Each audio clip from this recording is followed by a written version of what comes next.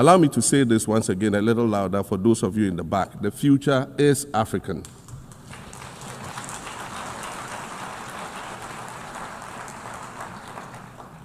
President John Mahama, President of the Republic of Ghana, has dropped bombshell at the UN General Assembly, the 80th Assembly. When he was making his speech, he has dropped bombshells that goes against Donald Trump and the UN General Assembly and the Constitution as a whole. Let's watch the full video to appreciate exactly what President John Mahama was driving at in his address. The Assembly will hear an address by His Excellency John Dramani Mahama, President of the Republic of Ghana. I request protocol to escort His Excellency and invite him to address the Assembly.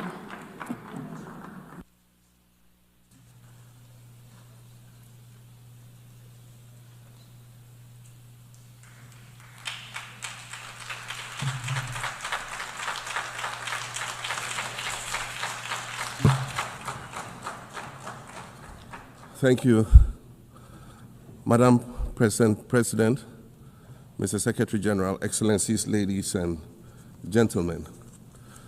At this 80th session of the United Nations General Assembly, I'd like to speak about Africa's role in the future of this organization. However, it's impossible to do that without first considering the collective role that Africa played in its founding, which was small and relatively insignificant. Of the 51 member states involved in the founding of the United Nations in 1945, only 4 were African: Egypt, Ethiopia, Liberia, and South Africa. It is important to point out that the United Nations came into being in the aftermath of World War II because of the inability of its predecessor, the League of Nations, to avert a large-scale global conflict, which had been its guiding purpose when it was founded in 1920 at the end of the First World War.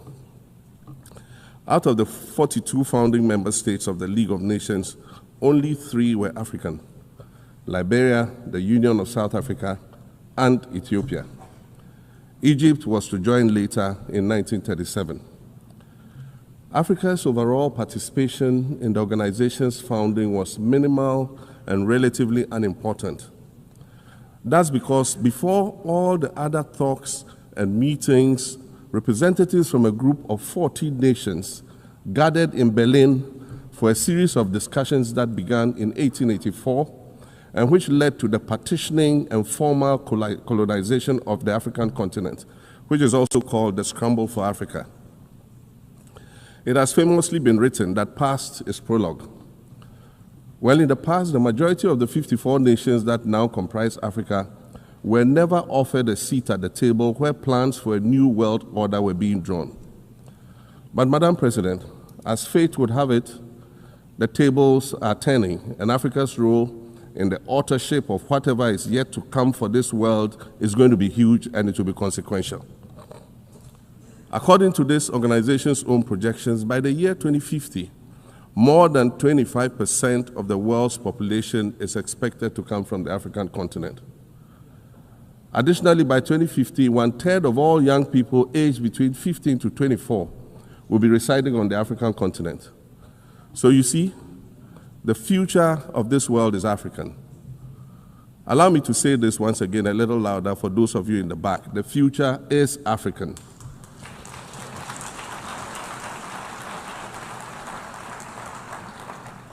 Already today, Africa is a catalyst for human potential and development, as well as for economic reform and ecological stability. Africa is a catalyst for systemic change.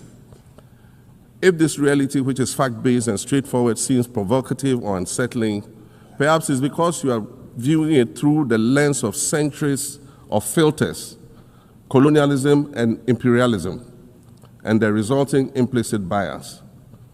Maybe you are unaware of the resilience of African nations or their remarkable ability to make a strong comeback just when you think it's safe to count them out. That is what is happening right now in my own country, Ghana. Our Constitution limits leaders to 2 4-year terms. In January, I was sworn in for a second term, which, let me point out, was non-consecutive with my first term. Our currency, the Ghana cedi, was rapidly depreciating, faced with rising inflation, a huge debt burden, and low morale amongst our citizens. My new administration settled down quickly and embarked on an ambitious program of comprehensive transformation designed to restructure Ghana's economic foundation and enhance our competitive standing globally. We refer to this process of recalibration as our reset agenda. In just 8 months, we have achieved significant reduction in inflation from 23.8% in December 2024 to 11.5% in August 2025, restoring price stability for our citizens. Additionally, our currency, the Ghana cedi, has appreciated considerably against other currencies, with Bloomberg reporting it as the best performing currency in the world at one point. Our improved sovereign credit rating reflects increasing investor confidence in our economy. And our 24-hour economy initiative promises to transform our economy. And there's a renewed willingness amongst our people to trust that their elected officials have Ghana's interests at heart and that we're progressing together. Madam President, I believe that in honor of this milestone celebration, the United Nations should also embark on a process of serious recalibration and establish its own reset agenda. Since the organization's founding, the number of UN member nations has nearly quadrupled. And quite frankly, it is not the same world that it was back then when the UN was formed. I mentioned earlier that I began my second non-consecutive term as president this past January. My first term ended in January 2017. In that span of time, 8 years, the world has changed with such ferocity. My first days in office after my return felt as though I had just awakened from a Rip Van Winkle-style sleep. Now, no, that was only after 8 years. Imagine then what it will be like after 80 years since the founding of the United Nations. In 1945, the sun had not yet set on the largest empire in history. The most common mode of international travel was by sea. The personal computer had not been invented, let alone made portable. And television, a new convenience, was still in its infancy, albeit in black and white color. Relations between the US and the Soviet Union were turning frosty, with Winston Churchill declaring that an iron curtain has descended across the European continent. Fast track 80 years on, in today's world, hundreds of thousands of commercial flights take off and land every day. Libraries have been digitized so that volumes of literature can exist on a small device, small enough to fit inside your pocket. We live in a world of cryptocurrency, artificial intelligence, social media, the internet and its dark hidden dungeon of the dark web, all of which carry a potential threat to global peace and security. Climate change is real, and we're fighting a losing battle against the loss of Maldives and other island nations to the rising sea level, against the loss of Timbuktu to desertification and the Amazon forest to global warming and deforestation. Madam President, the UN Founding Charter is outdated when it comes to representation in this August Assembly. The most powerful post-World War II nations are still being rewarded with an almost totalitarian guardianship over the rest of the world. And yet, the first sentence in Chapter 2, Article 1 of the UN Charter declares that the organization is based on the principle of sovereign equality of all its members. If this were true, and was the case, a continent as large as Africa, with its numerous UN member states, would have at least one permanent seat on the Security Council.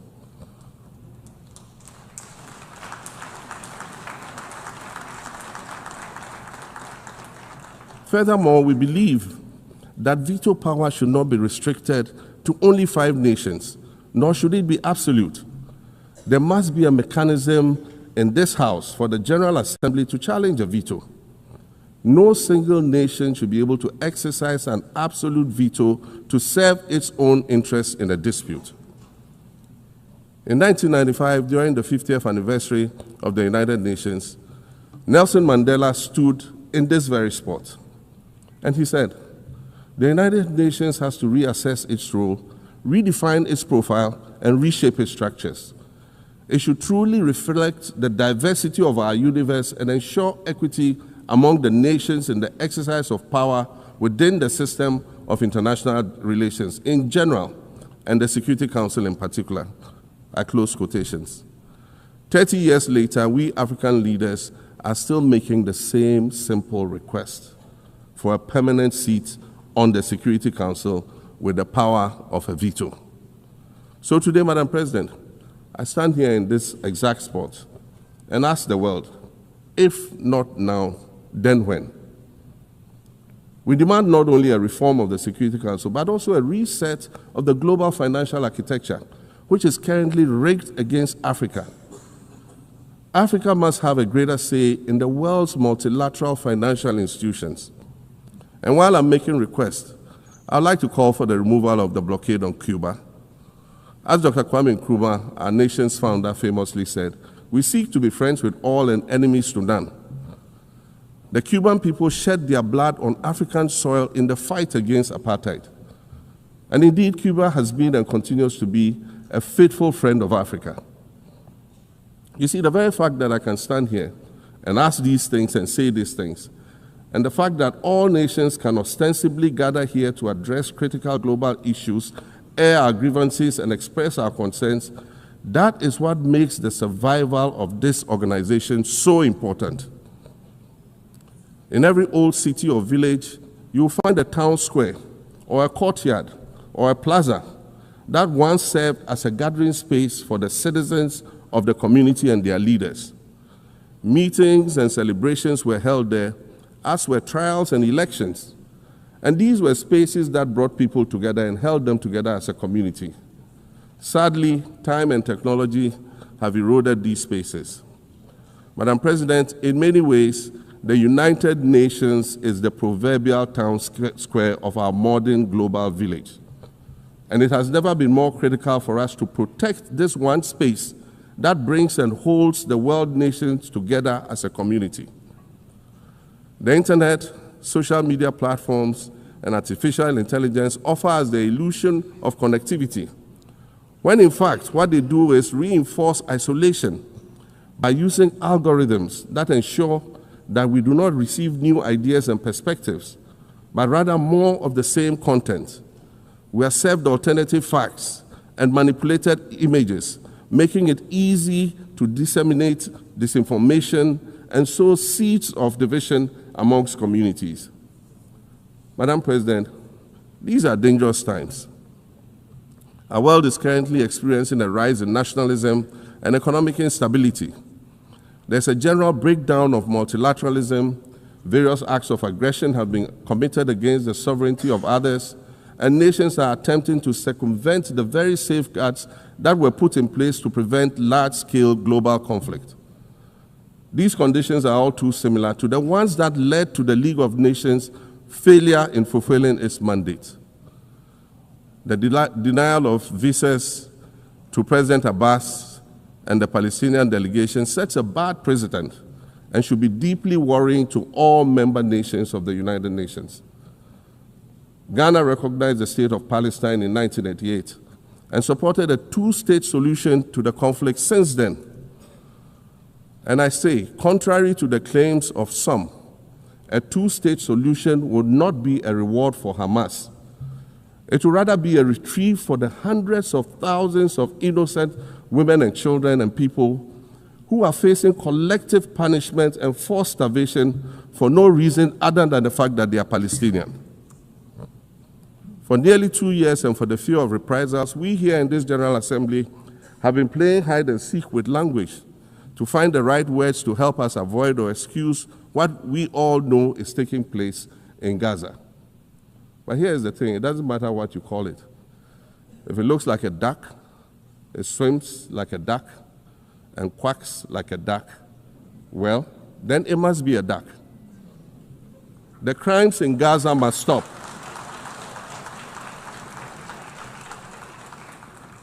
The crimes in Gaza must stop. Madam President, I also want to draw particular attention to the conflict in Sudan, which this body has described as the world's largest humanitarian crisis. 12 million people have had to flee their homes. And when we speak of migration, we refer to the 12 million new Sudanese refugees, whom we as a global community should be willing to assist in much the same way that many member nations readily assisted new refugees coming out of Ukraine. Let's dispense with the euphemisms and dog whistles and speak frankly. It is not a mystery that when leaders of Western nations complain of their migration problems, they are often referring to immigrants from the global south. But many of those immigrants are climate refugees. And interestingly, the global north emits 75% more greenhouse gases than the global south.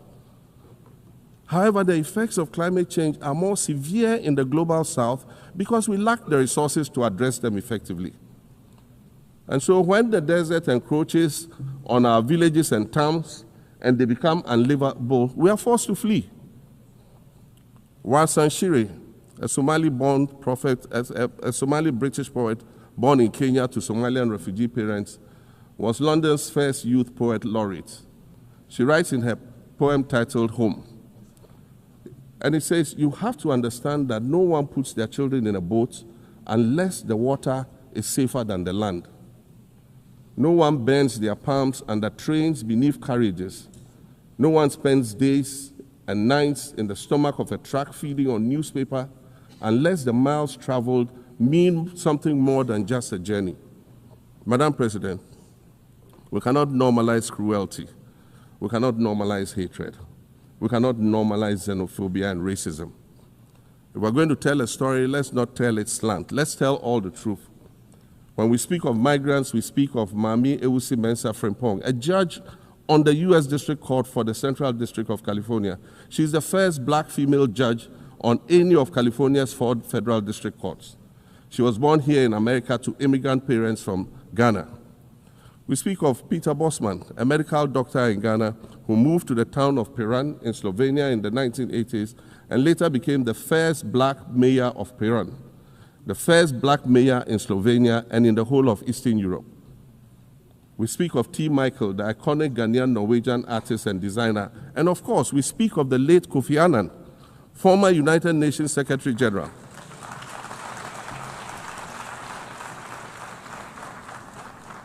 Former United Nations Secretary General and Nobel Peace Prize recipient, who was born in Ghana but spent his adulthood in various places in America and Europe.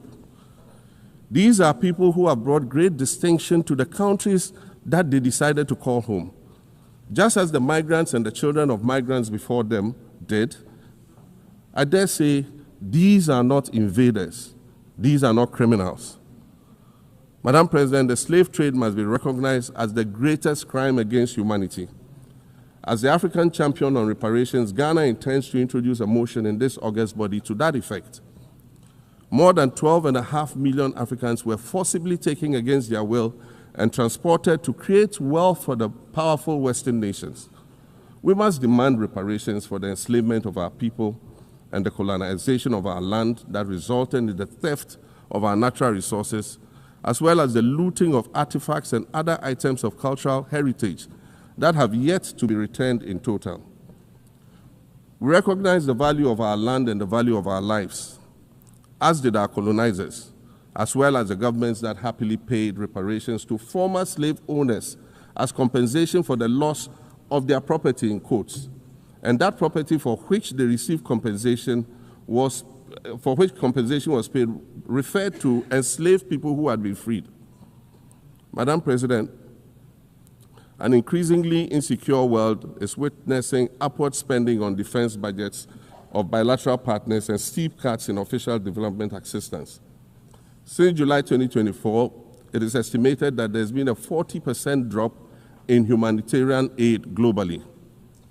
In this era of global uncertainty, Africa must exercise sovereignty over its natural resources to raise the necessary funds to ensure the well-being of its citizens. The days of parceling out vast concession areas to foreign interests for exploitation must come to an end. We'll continue to welcome foreign investment, but we must negotiate better for a bigger share of the natural resources that belong to us. And we must insist on value addition to these resources. We're tired of the continued image of poverty-stricken, disease-ridden rural communities living at the periphery of huge foreign-controlled natural resource concession areas. We're tired of having people extract the most they can from us and in return offer us the very least by way of respect, consideration, and dignity. We're tired of not being represented in ways that reveal the richness and complexity of our history or acknowledge all that we have overcome to arrive here in this liminal space of untold possibilities. Allow me to echo the Indian-American writer Arundhati Roy, who wrote, "Another world is not only possible, she is on her way. On a quiet day, I can hear her briefing." I want to add that for the sake of Africa, and quite selfishly for the sake of my 18-year-old daughter, I hope that this new world that is arriving is a place of safety and equality for women and girls. To succeed, we must empower everyone, including women and girls, to reach their full potential. In closing, Madam President, I'd like to congratulate you on your election to preside over this historic 80th General Assembly and on being the 5th woman to hold this distinction. I'd also like to congratulate Her Excellency Nana Jane Opoku-Agyeman on being the first woman Vice President of Ghana.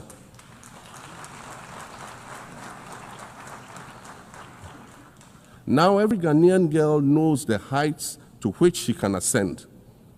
Words matter, but issues of representation matter even more, which is why Ghana looks forward to the appointment of a woman as Secretary General of this organization in the near future.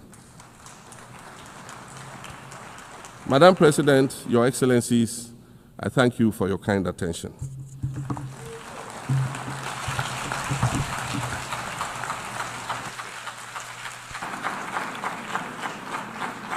On behalf of the General Assembly, I wish to thank the President